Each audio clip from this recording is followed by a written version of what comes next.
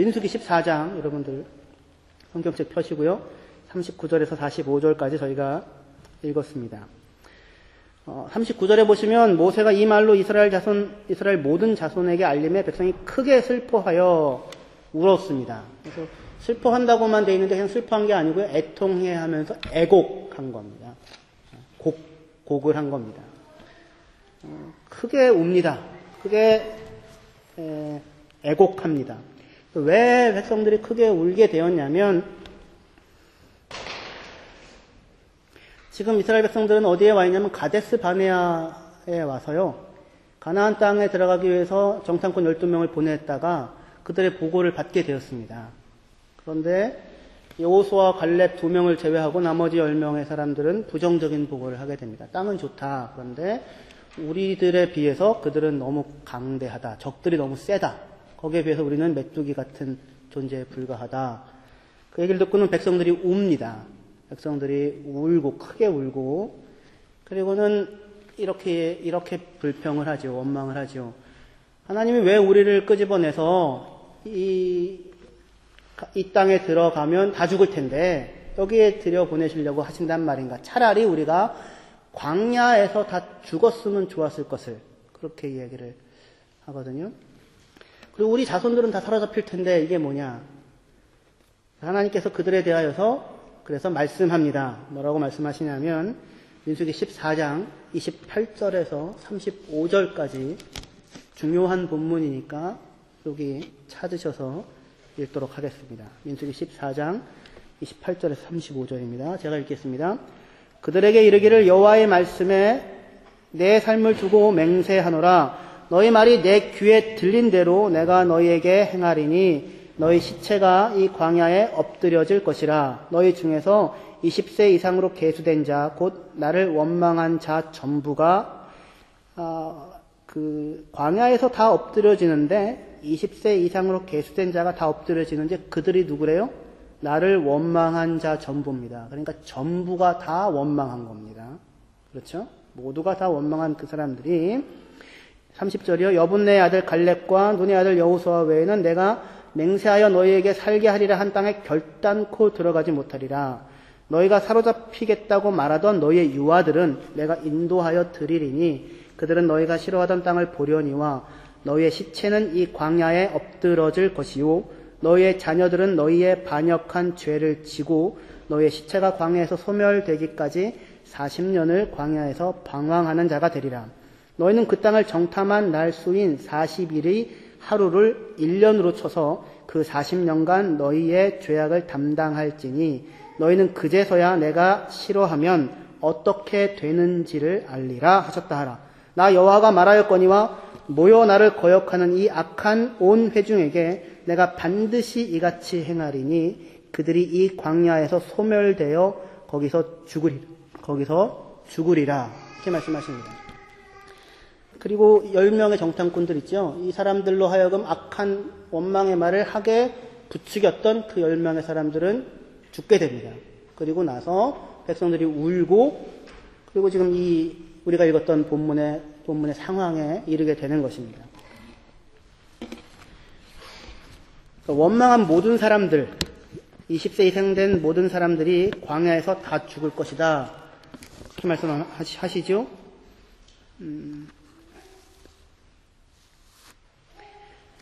내가 반드시 이같이 행하리니, 그죠? 내가 반드시 이같이 행하리니 그들이 이 광야에서 소멸되어 거기서 죽으리라. 분명하게 말씀을 하십니다. 하지만 누구는 들어갈 수 있어요? 자녀들, 그렇죠? 그들의 자녀들. 너희가 사로잡힐 것이다 얘기했던 너의 자녀들은 들어가게 될 것이다. 그렇게 말합니다. 그러나 어쨌든 모든 사람이 그 20세 이상에 된 사람들이 다 죽을 것이다, 들어가지 못할 것이다. 그 얘기를 듣고는 크게 애곡을 합니다. 이 애곡한다라고 하는 이 단어는 아발이라는 말인데 그야말로 애곡하는, 평소로 하는 그러한 울음이었습니다. 그런데 이스라엘 백성들이 이때 이전에 출애굽기에서 보시면 33장에 보시면 제가 읽어드릴게요. 제가 민수기 지금 계속 본문 갖고 계세요. 그때 슬퍼하며 애곡했던 일이 한 번 있었습니다. 출애굽기 33장 4절에 보시면 백성이 이 준엄한 말을 듣고 슬퍼하여 애곡하여 아발하여 한 사람도 자기의 몸을 단장하지 아니하니 그렇게 얘기가 나옵니다. 이건 왜 백성들이 33장에서 애곡을 하게 됐냐면 그 이전에 황금송아지 지난주 설교 속에서 말씀했었죠. 황금송아지 섬기고 있었던 그 상황이었습니다. 하나님께서 내가 이들과 함께 가지 않겠다라는 이야기를 하시거든요. 그 말에 대하여 이스라엘 백성들이 크게 슬퍼 울었던 것입니다. 33장 3절에 너희를 적과 꿀이 흐르는 땅에 이르게 하려니와 나는 너희와 함께 올라가지 아니하리니 너희는 목이 곧은 백성인즉 내가 길에서 너희를 진멸할까 염려함이니라 이렇게 말씀하십니다. 모세가 하나님께 간구하고 여러 번 간구하고 하나님께서 모세의 말을 듣고 그리고는 이제 하나님께서 행하시겠다고 하시는데 이렇게 얘기하시는 겁니다. 내가 너희를 적과 꿀이 흐르는 땅에는 들어가게 해주겠다. 하지만 누구는 함께 안 가겠다? 나는 너희와 함께 가지 않겠다. 이렇게 지금 이야기를 하는 겁니다. 내가 적과 꿀이 흐르는 땅에는 내가 들여보내겠다. 그런데 나는 함께 가진 않겠다. 그러자 백성들이 그 얘기를 듣고 웁니다. 여러분들 생각에는 어떠세요? 여러분들을 우시겠어요? 하나님 함께 가지 않으셔도 어디는 데려다 주신대요? 젖과 꿀이 흐르는 땅에는 데려다 주신다는 것 아닙니까? 좋은 거 아니에요? 근데 누구는 안 가시겠답니까? 하나님은 함께 안 가시겠답니다. 오늘 이제 교회 올 때 이제 차 위에 눈이 있어가지고 눈을 이렇게 치우고 이렇게 하는데 제가 그 차문을 열고 위로 올라가서 이렇게 눈을 치웠습니다. 그랬더니 윤하가 이런 얘기를 윤하한테 하지는 마십시오. 여러분들 우리끼리 하는 얘기입니다. 이제는 뭐 다 컸으니까 윤하도 조금은 윤하가 이제 그러는 겁니다. 아빠 조심해. 아빠 위험해. 이렇게 얘기를 하는 거예요. 그리고 저는 이제 열심히 눈을 치우고 이제 교회로 오려고 하는데 이제 제 아내가 그러는 겁니다. 윤하가 아까 왜 조심했냐 하라고 그랬는지 알아? 왜? 아빠 잘못하면 떨어진대. 떨어지면은 죽는데. 아빠 떨어지면 죽을 수도 있어. 그래서 이제 물었습니다. 왜? 아빠 죽으면 안 돼? 왜 안 돼? 그러면 우리 자동차 타고 못 다니고 버스 타고 다녀야 되잖아.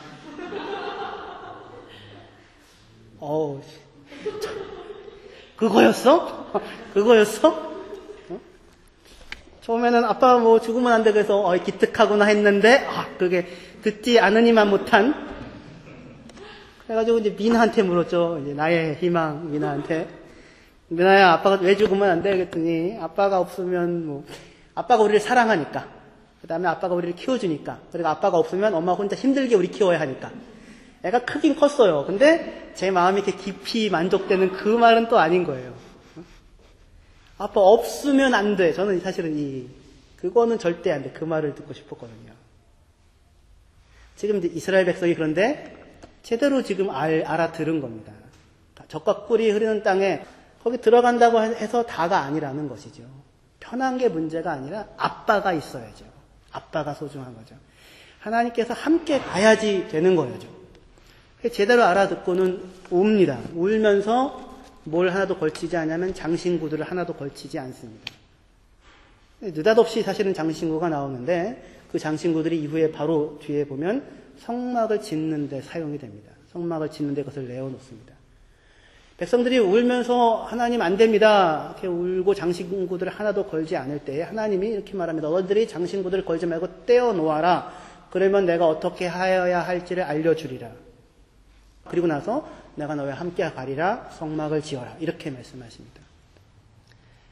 백성들이 그러니까 무엇이 영광인지, 무엇을 지니고 있는 것이 영광인지를 아는 거죠. 하나님이 함께 하시는 것이 영광임을. 장신구 화려한 애굽의 그냥 그저 다이아 한 3억짜리 이 정도 이렇게 하나씩 달고 다니는 그 정도 아니면 다이아 아니잖아요. 그죠? 다들 하나씩 해주셨죠? 저도 안 해놓고서. 이런 것들을 가지고 있는 것을 영광으로 삼는, 그거 있으면 돼, 젖과 꿀이 흐르는 땅에 들어가면 돼가 아니라, 그게 아니라 하나님이 함께 하시는 것이 자기들의 참 영광이고 자랑이라고 하는 것을 백성들이 울며 고백하고 하나님도 그렇게 지금 반응을 보이셨었던 때가 때가 있었습니다. 그때 울었습니다. 그리고 근데 그때 그들은 자기들의 영광이 무엇인지 제대로 고백하였고, 다시 얘기해서 하나님께서 함께 하시는 것이 영광이고 자랑이다, 그렇게 고백을 하였었죠. 그래서 하나님은 그들과 함께 올라가겠다고, 내가 너희와 함께 하겠다고 말씀하셨었습니다. 그런데 우리의 본문 민수기 14장에서 이들은 하나님의 말을 듣고 크게 애곡하고는, 그리고는 어떻게 해요? 하나님은 우리와 함께 있으셔야 합니다. 그 애곡이 아니라 우리가 싸우러 올라가겠습니다. 그렇게 하여 싸우러 올라갑니다. 그렇죠? 하나님, 우리가 범죄했습니다. 우리가 잘못했습니다. 이제 마음 단단히 고쳐먹고 당신 말씀대로, 애초에 당신이 말한 대로 싸우러 올라가겠습니다. 지금 그렇게 이야기를 하고 있었습니다. 그런데 모세는 그것에 대해서 하나님이 너희와 함께 하시지 않으신다, 그렇게 이야기를 하고 있는 것입니다. 민수기 14장 40절에 민수기 14장 40절에 보시면 아침에 일찍이 일어나, 그러니까 실컷 울고 나서, 그리고는 아침에 일찍이 일어나서 산 꼭대기로 올라가며 이르되 보소서 우리가 여기 있나이다. 우리가 여호와께서 허락하신 곳으로 올라가리니 우리가 범죄하였습니다. 이렇게 얘기합니다. 전형적인 회개의 표현인 것처럼 보입니다. 그렇죠? 크게 애곡하고 울고, 그리고는 아침 일찍 일어나서 우리가 올라가서 싸우겠다 합니다. 자신들이 범죄했고 잘못한 것을 깨달았으니까 이제는 싸우러 올라가겠다고 하는 것입니다. 그러면은 그래, 이제 너희가 회개했구나, 울었구나, 돌이켰구나, 내가 함께하마, 이렇게 반응을 보이시면 좋을 것 같은데, 그죠? 근데 모세는 아니라고 합니다. 모세는 하나님이 그들 가운데 계시지 아니한다고 합니다. 이 싸움에는 하나님께서 그들 가운데 계시지 않을 것이고, 그들이 패하여, 너희가 그냥 그들에 올라가면 패하여 죽을 것이랍니다. 백성들이 아랑곳하지 않고 싸우러 올라갔다가 결국 져서 호르마까지 밀려왔다라고 하는 것이 본문의 이야기였습니다. 이들이 울었던 것은 뭐예요? 하나님이 우리와 함께하지 않는다 때문에 울었던 게 아니라 우리가 적과 꿀이 흐르는 가나안 땅에 못 들어가게 되었다라고 하니까 울고 왜곡했던 겁니다. 그리고는 하나님이 함께하지 않는다는 사실은 모세가 이야기했음에도 불구하고, 그 전쟁 하나님 함께하지 않아 얘기했음에도 불구하고 싸우러 올라가서 결국 지고 내려왔다고 하는 것이 본문의 말씀입니다. 아니, 그들이 울고 돌이켜 이제 말씀대로 싸우겠다고 하는데 그러면 하나님 함께해 주셔야 되는 거 아니에요? 그렇게 물을 수 있겠죠? 근데 왜 함께해 주시지 않으셨다고요? 41절입니다. 민수기 14장 41절 말씀 같이 읽겠습니다. 시작. 모세가 이르되 너희가 어찌하여 이제 여호와의 명령을 범하느냐? 이 일이 형통하지 못하리라. 이 일이 형통하지 못하리라. 그들의 행동은 회개가 아니라 하나님의 명령을 범하는 것이었다고 합니다. 하나님의 명령을 범하고도 형통할 수는 없겠죠. 그렇죠? 그런데 사실은 여기에서 형통이라고 하는 말이 사용될 만큼의 긍정적이고 적극적인 문맥이 아니잖아요.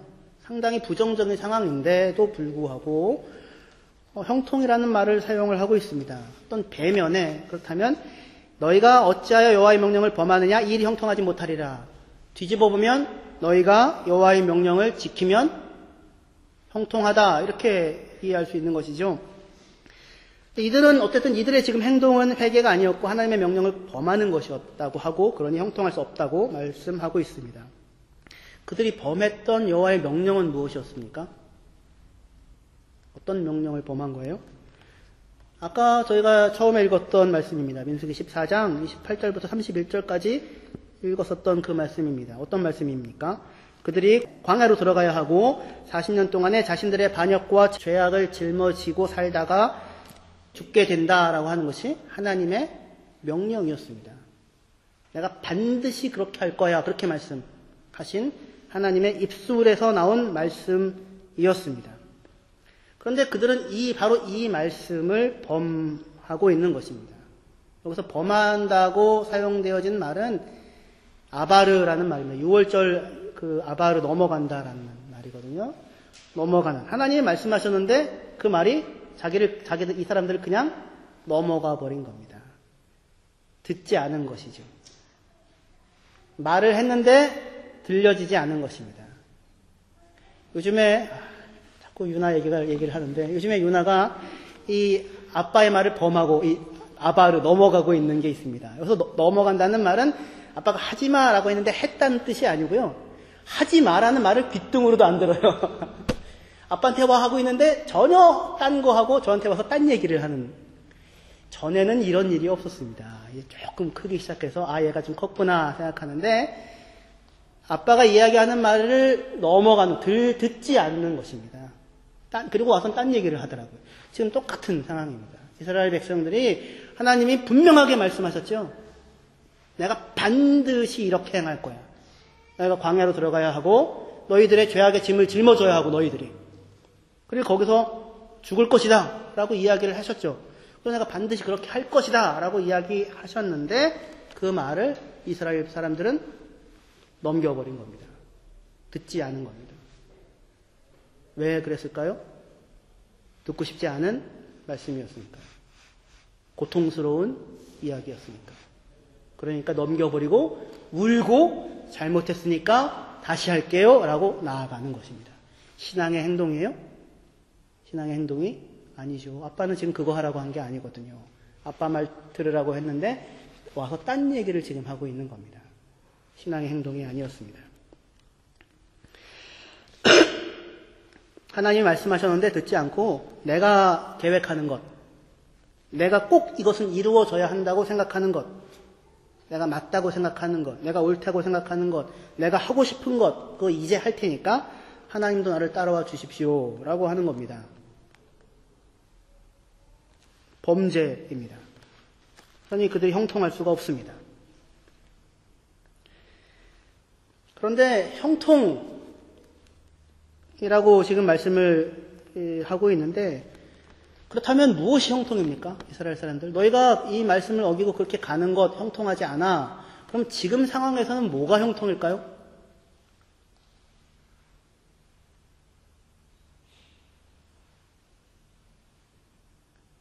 광야로 들어가는 거죠. 광야로 들어가는 것이 형통입니다. 다시 돌이켜서 우리가 결심하고 나아가서 가나안 땅을 쳐서 그 땅을 얻고 젖과 꿀이 흐르는 땅에서 잘 먹고 잘 사는 것이 형통이 아니라고요. 아까 출애굽께서 울었잖아요. 안 된다고. 절대 안 된다고. 그 형통 아니라고. 그렇죠? 알고 이 사실은 있었거든요. 그런데 형통하지 않은 자리에 지금 있는 것이죠. 형통이라고 하는 것은 무엇입니까?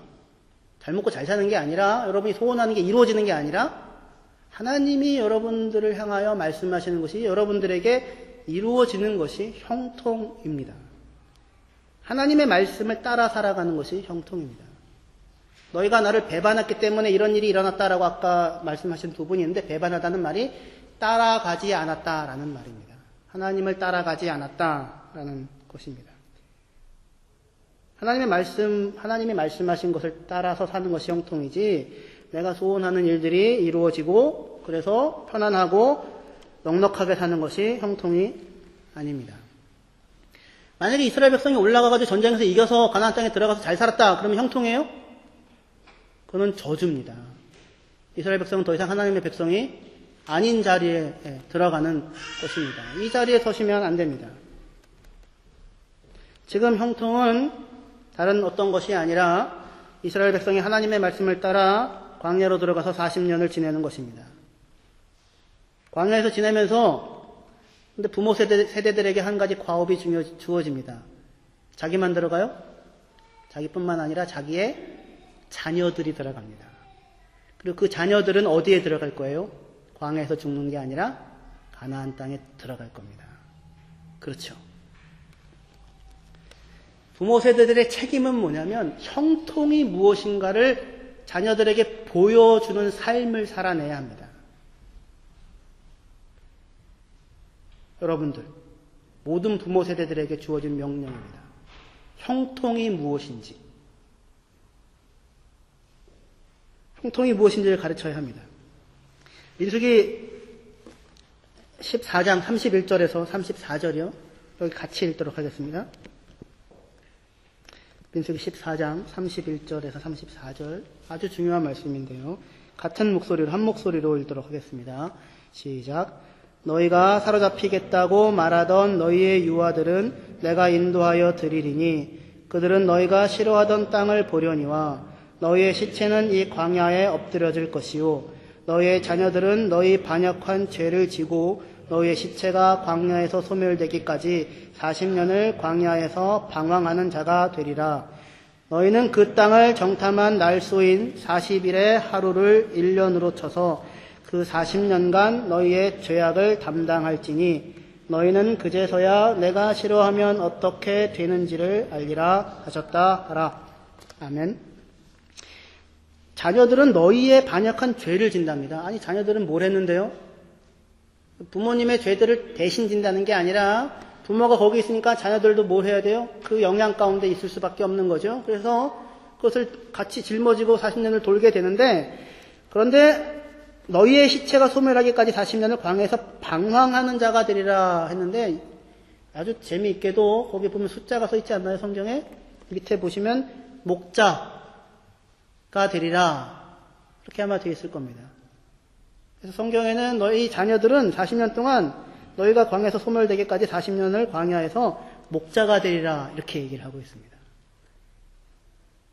목자가 된다는 건 무슨 얘기예요? 일단 자녀들에 대한 하나님의 퍼스펙티브 계획과 훈련하심이 있는 겁니다. 그죠? 그리고 나서 형통이 무엇인지를 보여주는 말씀이 형통이라는 것이 무엇을 뜻하는지를 보여주는 말씀이 34절입니다.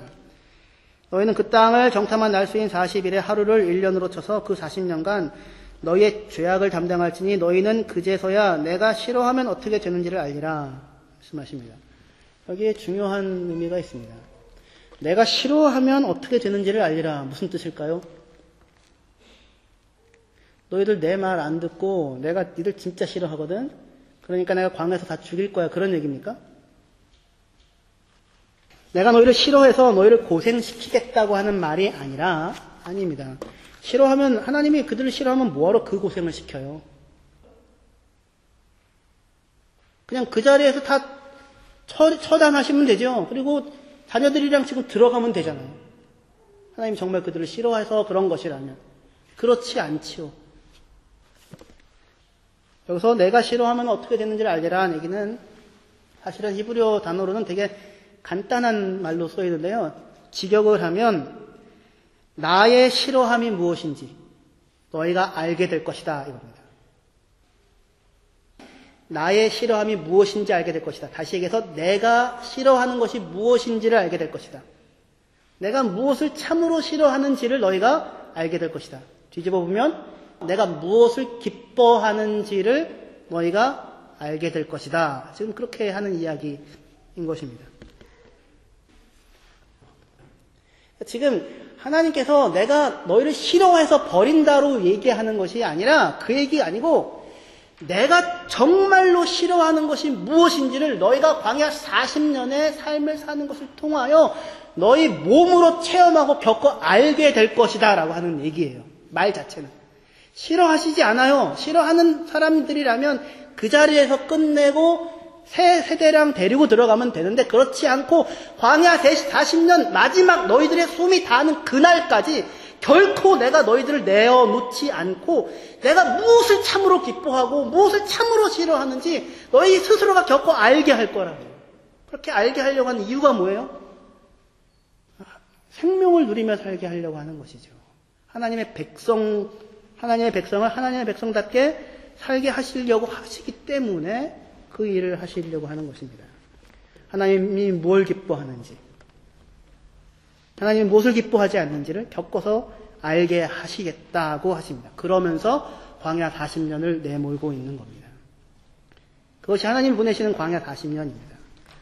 그 세월 동안에 이스라엘 백성들은 하나님이 무엇을 기뻐하시고 무엇을 싫어하시는지를 겪어서 알아야 하고 그리고 그것을 아는 것이 그들의 형통입니다.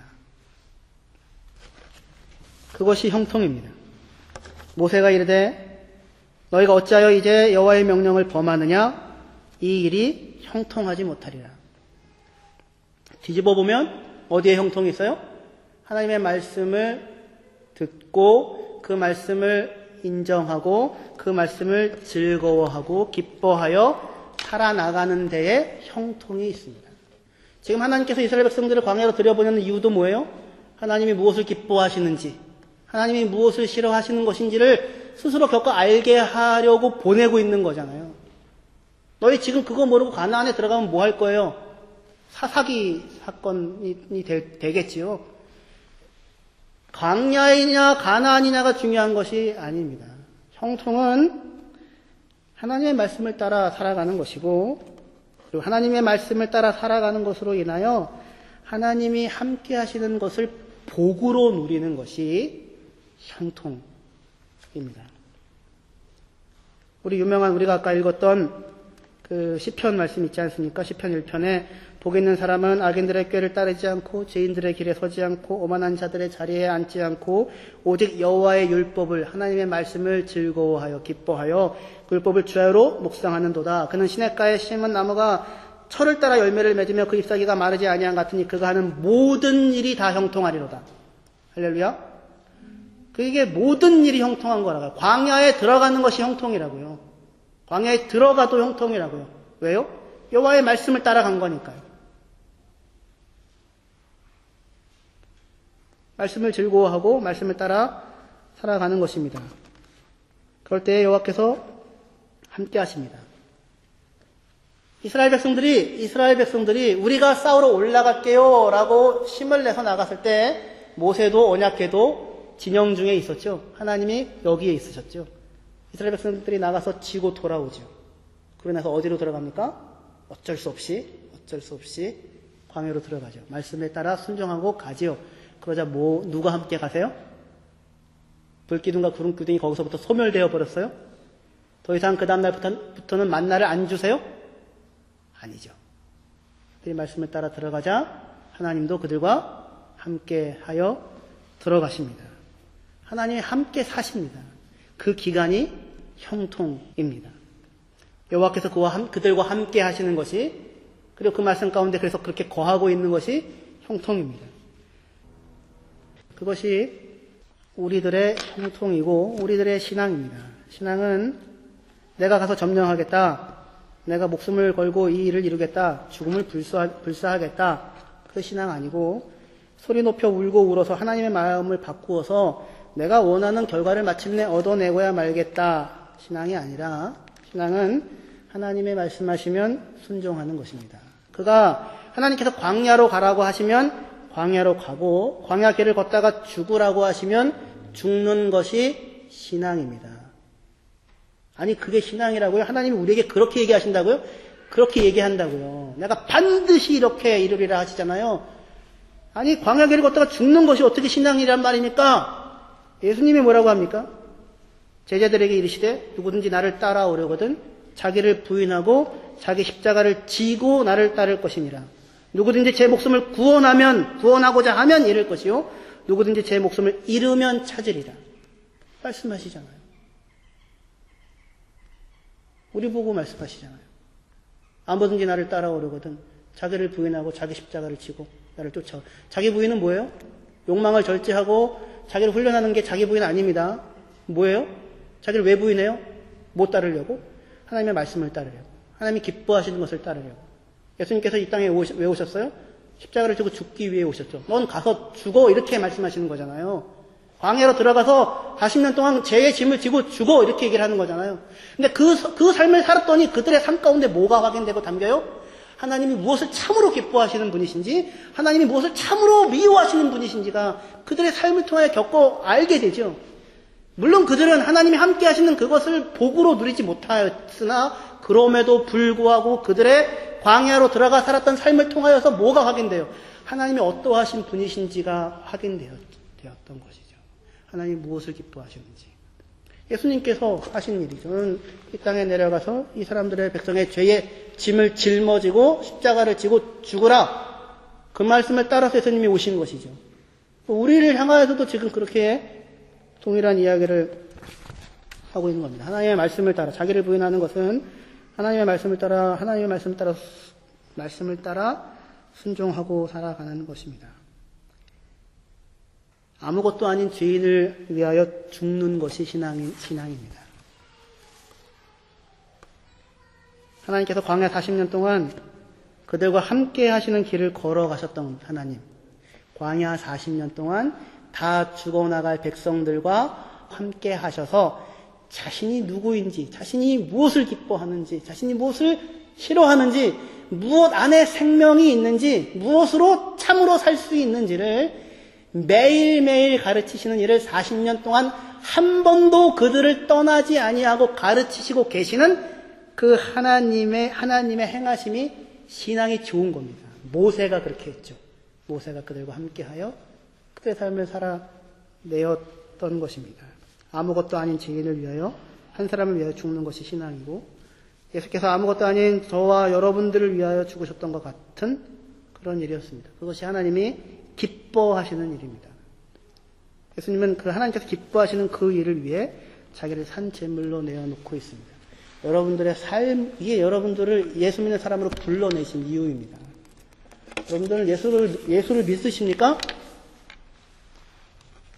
갑자기 또 이렇게 막 그냥 다그치듯이 예수를 믿는 사람이 되었다고 하는 것은 인생을 뒤집어 엎는 부름에 마주치게 되었다는 것입니다.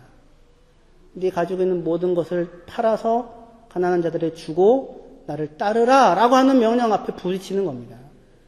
너는 본토 친척 아비집을 떠나 내가 너에게 지시할 땅으로 가라. 그 명령에 부딪혀서 따라 나가게 된 겁니다. 그리고 너의 그 삶을 통하여 땅에 있는 모든 족속에 내가 복을 받게 할 것이다. 하나님께서 저와 여러분들의 삶 가운데 일하셔서 담으시려고 하시는, 하나님의 기쁨에 참여하게 하려고 하시는, 하나님이 정말로 기뻐하는 것을 여러분들이 기뻐해서 하나님을 기쁘시게 하는 사람으로 살게 하시려고 하시는 그 하나님이 여러분들의 인생을 찾아 여러분들을 붙들어 내시는 것이 그리스도인이 되었다고 하는 것입니다. 이 부름에 하나님은 결코 양보하지 않습니다. 40년, 광야 40년 타협하시지 않습니다. 야, 그래, 그냥 중간 어디쯤에 가나안 비슷한데 그냥 니들끼리 살아. 내가 가끔씩 가가지고 이렇게 만나도 주고 뭐 복도 내려주고 다시 올게. 그렇게 안 하십니다. 니들 소원하는 대로 다 잘 나가. 다 잘 돼. 가끔씩 나 이제 와가지고 새벽 예배 가끔 하고 가끔 금식하고 11조도 가끔 하고 어디 단기성교도 가끔 갔다 오고 그렇게 해가지고 나한테 그래도 너희도 면은 세워줘야 될 거 아니야. 내 면을. 그렇게 안 하십니다. 하나님이 그렇게 안 하십니다. 내가 반드시 이룰 거야. 반드시 너희를 광야를 걷게 하여서 너희의 숨이 끊어지는 마지막 날까지 내가 기뻐하는 것이 무엇인지, 내가 정말로 싫어하는 것이 무엇인지 너희 스스로 삶 가운데 겪게 할 거야. 그래서 너희들이 그게 마지막이 아니라 가나안에 들어가서 하나님을 기쁘시게 하는 거룩한 산 제사로 자신의 삶을 드리게 할 거야. 그래서 민수기 14장 끝나고 15장에 너희가 가나안 그 땅에 들어가서 내게 제사 드려 나를 기쁘게 하는 향기로운 예물을 드리려거든 이렇게 하여라가 15장에 나옵니다. 나는 너희를 애굽 땅 종되었던 곳에서 이끌어낸 너희 하나님 여호와라. 15장에 광야를 보내시면서 가나안 들어가면 너희 나에게 이렇게 제사를 드려 나를 기쁘게 해. 15장에 나오고 이스라엘 백성은 다시 광야에서 방황하는 모습이 나옵니다. 그러나 하나님 여러분들에게 그렇게 말씀하십니다. 그러므로 하나님의 모든 자비하심으로 너희를 권하노니 너희 몸을 하나님을 기쁘시게 하는 거룩한 산제사로 드리라. 이것이 너희가 드릴 영적 예배니라. 이것이 그리스도인입니다. 이렇게 그 고백이 여러분들의 아직 삶은 아니라 할지라도 여러분들의 고백이 될 때에 저는 예수를 믿는 사람입니다. 얘기하실 수 있습니다. 근데 그렇지 않거든 저는 교회 다닙니다. 그렇게 하십시오. 함부로 나 예수 믿습니다. 그렇게 이야기하지 마십시오. 왜냐하면 하나님의 백성으로 사로잡힌다고 하는 것은 오늘 보았던 이 말씀, 이 상 가운데 하나님의 찾아오신 가운데 불림받은 사람이라고 하는 사실을 포함하는 말씀이기 때문에 그렇습니다. 그리고 이 길을 갈 때에 범사에 형통한 참된 복을 누리는 은혜가 저 여러분들의 가운데 있을 것입니다. 이 복을 누리기를 주의 이름으로 축원합니다.